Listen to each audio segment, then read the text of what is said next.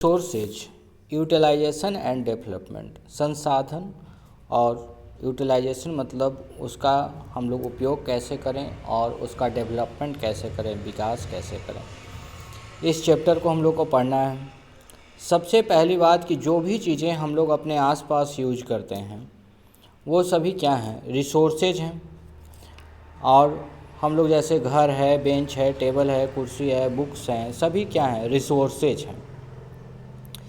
Nature has bestowed upon our Mother Earth has large varieties of rocks, soil, minerals, vegetation, animals, etc. We use these gifts of nature to fulfill our daily day-to-day needs. Nature ने हमें बहुत सारी चीज़ें दी हैं, water, minerals, vegetation, animals, soils, इस सब चीज़ों से हम लोग अपने डे टू डे लाइफ में जो भी चीज़ें आवश्यकता होती है उसकी पूर्ति करते हैं। जैसे एयर मिला तो उसको सांस लेने में यूज करते हैं, वाटर पीने के रूप में, खाना खाने के रूप में यूज करते हैं। We get all this things from the earth, hence all the things on earth which are necessary of our existence और of this plant are known as resources. सभी वो चीज़ें जो हमारी आवश्यकता की पूर्ति करती है, all the things on earth which are necessary for existing this planet is known as resources. जो भी चीज़ें हम लोग को दैनिक आवश्यकता की पूर्ति में जो भी काम आती हैं वो सब क्या हैं, रिसोर्सेज हैं। Every human being are considered as a resources because human beings are an asset. It is only with the help of human skill that or other resources can be developed।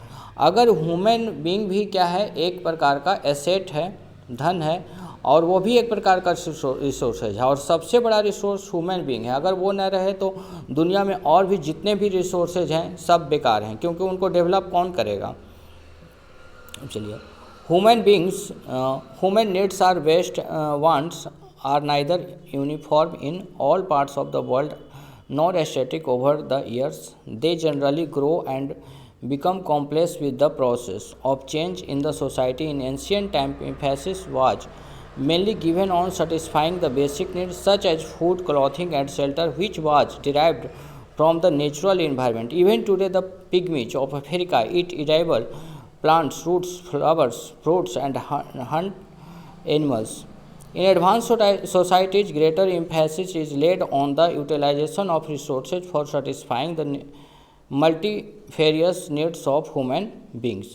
अब देखिए यहाँ पे क्या है कि हम लोग अपने डेली लाइफ में यूज करने के लिए धीरे धीरे क्या हो गए हैं कि डेवलप हो गए हैं। पहले एंशियंट टाइम में आग जलाते थे हाथ से, लेकिन अब धीरे धीरे उन सब चीज़ों का विकास हो गया। हमारे खाने के तरीके, क्लॉथ, रहने का घर, ये सभी क्या हो गए हैं, पहले से ज़्यादा चेंज हो गया। लेकिन आज भी आप देखेंगे अफ्रीका साइड में जो पिग्मीज एक जनजाति होती है, वो आज भी क्या करती है कि फ्लावर्स, फ्रूट्स और जानवरों को मार करके, शिकार करके खाना खाने का काम करती है।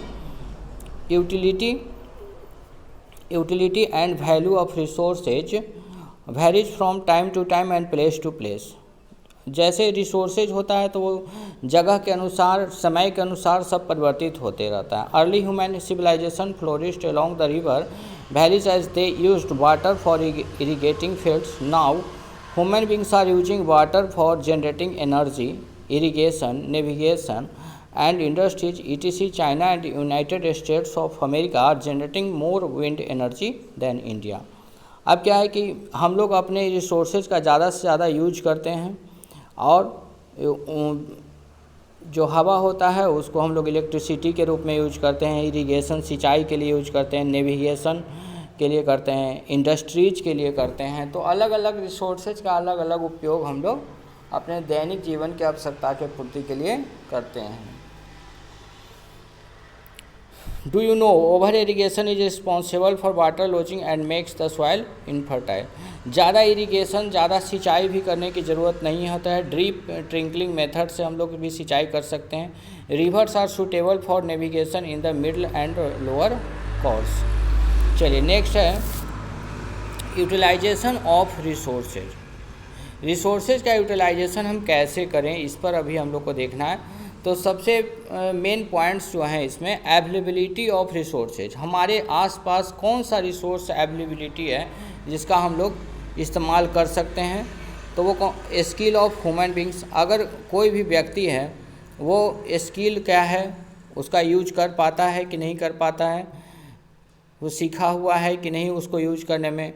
अवेलेबिलिटी ऑफ कैपिटल, वहाँ पर वो वस्तुएं पाई जाती है कि नहीं। जैसे में मान लीजिए कि आसपास आपको मान लीजिए टमाटो ज़्यादा उपलब्ध है तो उसका टमाटो सॉस अच्छे से बना सकते हैं, लेकिन आपके आसपास ज़्यादातर ग्रेप्स मौजूद हैं तो आप ज़्यादातर ग्रेप्स का अंगूर कुछ बना सकते हैं, जूस वगैरह। अवेलेबिलिटी ऑफ वाटर, पानी की उपलब्धता आसपास है कि नहीं। Availability of advancement of technology, आपके आसपास जो टेक्नोलॉजी है वो वेल डेवलप है कि नहीं। Availability of transport and communication, आपके आसपास जो है कम्युनिकेशन की व्यवस्था है कि नहीं, ट्रांसपोर्ट की व्यवस्था है कि नहीं। चलिए, in the initial stage of economic development and resources played a very important role. With the advancement of technology, availability of capital, skilled labor become a necessity for the utilization of resources. For example, USA is termed a developed country. USA क्या है, एक develop country है। वहाँ पर जितने भी लोग हैं वो वेल स्किल्ड हैं, ज़्यादातर चीज़ों का खोज हो चुका है, हर चीज़ों का एक अच्छे ढंग से यूज किया जा रहा है। On the other hand our India country is developing stage, हमारा देश जो है अभी विकसित हो रहा है। Though resources are essential for development but their mere presence does not guarantee development. Other factors also play a crucial role. तो सभी रोल्स क्या है कि क्रूशियल है। अब देखते हैं कैसे कैसे हैं। क्लासिफिकेशन ऑफ रिसोर्सेज, रिसोर्सेज को अलग अलग क्लासीफाइड किया गया है। फॉर एग्जांपल है रिन्यूएबिलिटी, रिन्यूएबल जो रिसोर्स रिन्यूएबल होते हैं जिसे रिन्यूएबल रिसोर्सेज कहा जाता है, उसमें होता है रिन्यूएबल को इनएक्सहाउस्टेबल रिसोर्सेज भी कहा जाता है, जिसकी पुनः प्राप्ति हम लोग कर सकते हैं, फिर से यूज में ला सकते हैं, जैसे में सोलर एनर्जी, एयर है, वाटर है। एंड सेकेंड है नॉन रिन्यूएबिलिटी, जिसका हम लोग फिर से प्राप्ति नहीं कर सकते हैं, उसको नॉन रिन्यूएबल कहा जाता है।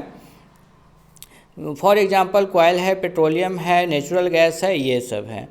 अब एक आता है origin divided by classification origin, origin basis पे होता है एक biotic and second is abiotic, biotic which is belongs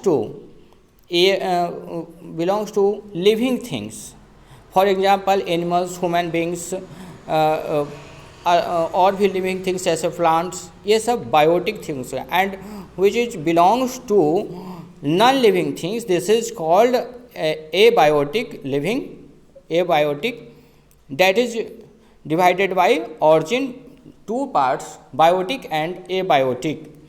And third is occurrence, occurrence is divided by two parts, natural and man-made. Natural part is which it belongs to natural by giving by God gifts, that is natural. For example, soil, rocks, minerals, air, food, water, etc. Man-made things, that is made by human beings for our day-to-day needs, that is called man-made things. For example, aeroplane, cars, laptop, mobile, etc. And next is development. Development, one is the potential and second is the actual. Potential is the which resources belongs to, जिसका अभी तक खोज नहीं हुआ हो, जो आपके आसपास चीज़ें मौजूद तो हो लेकिन आप उसके बारे में नहीं पता कर सकते हैं कि ये हमारे लिए इस ढंग से उपयोग में आ सकता है, उसको पोटेंशियल कहा जाता है। और एक होता है एक्चुअल, एक्चुअल मतलब जिसका उपयोग हम लोग अपने निजी ज़िंदगी में कर रहे हैं और उसके बारे में हमें सब कुछ पता है कि इस रिसोर्सेज का कैसे इस्तेमाल कर सकता है, वो क्या है, एक्चुअल रिसोर्सेज है।